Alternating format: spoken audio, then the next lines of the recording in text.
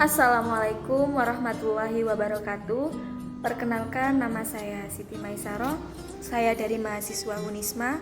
Saya yang akan menggantikan Ibu Hani Ulfa untuk menyampaikan materi sejarah kebudayaan Islam. Di sini kita akan membahas tentang perkembangan Islam Daulah Utsmani, yang mana kita akan mengambil 2 KD. Yang pertama yaitu 3.3 mengevaluasi proses lahirnya Daulah Utsmani, dan yang kedua yaitu 3.4 mengevaluasi perkembangan peradaban dan ilmu pengetahuan pada masa Daulah Utsmani. Nah, sekarang bagaimana kabarnya anak-anakku sekalian? Semoga selalu diberi kesehatan oleh Allah Subhanahu wa taala dan selalu dilindungi dari mara bahaya. Amin amin ya rabbal alamin. Sebelum kita memulai pelajarannya, mari kita membaca Ummul Quran.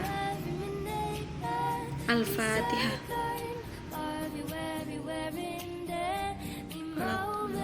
Amin.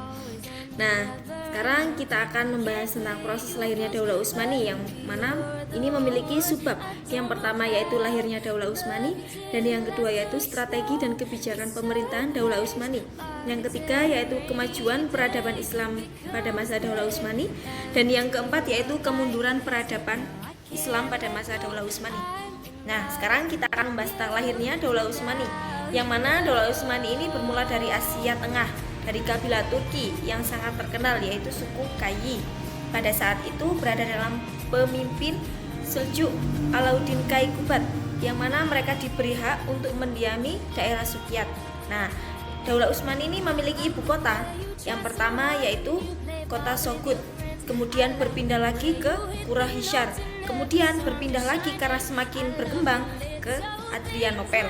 Nah, kemudian berpindah lagi ke Konstantinopel, yang mana sekarang Konstantinopel ini berubah nama menjadi kota Istanbul. Nah, di sini pemimpin suku Kayi ini meminta pertolongan, meminta bantuan kepada pemimpin Transoksania karena merasa terancam oleh musuhnya. Namun pada akhirnya juga dikuasai oleh musuhnya.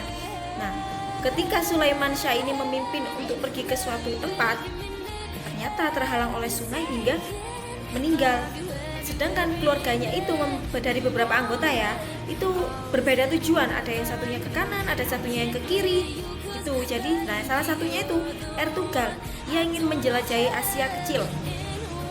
Nah, ketika Ertugrul menjelajahi Asia kecil, di situ terdapat Raja Alauddin, yang mana raja tersebut itu memimpin peperangan.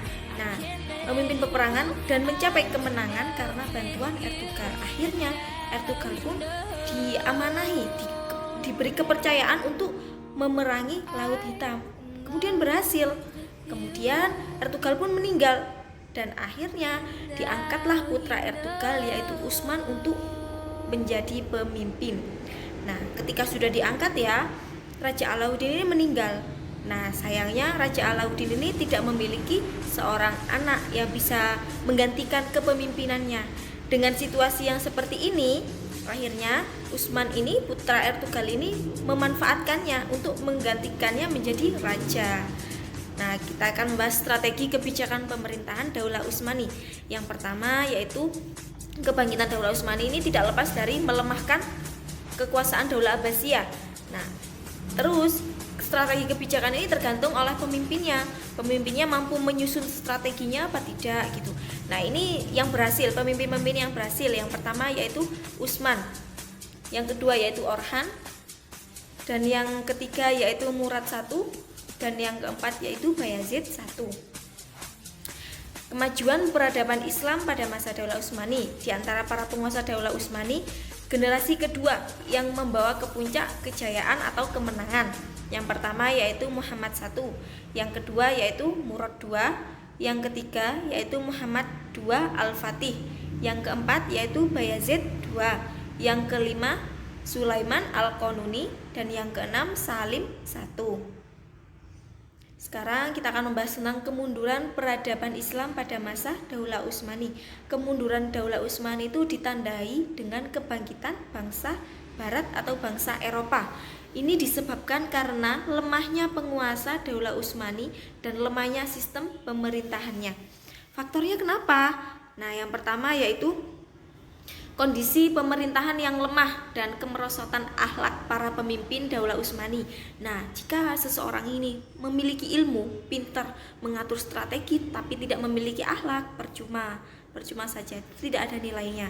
Jadi ini bisa diambil ya. Percuma kalau orang kita mencari ilmu tapi kita tidak memiliki akhlak gitu. Yang kedua yaitu melemahnya kekuatan militer dari serangan bangsa Eropa.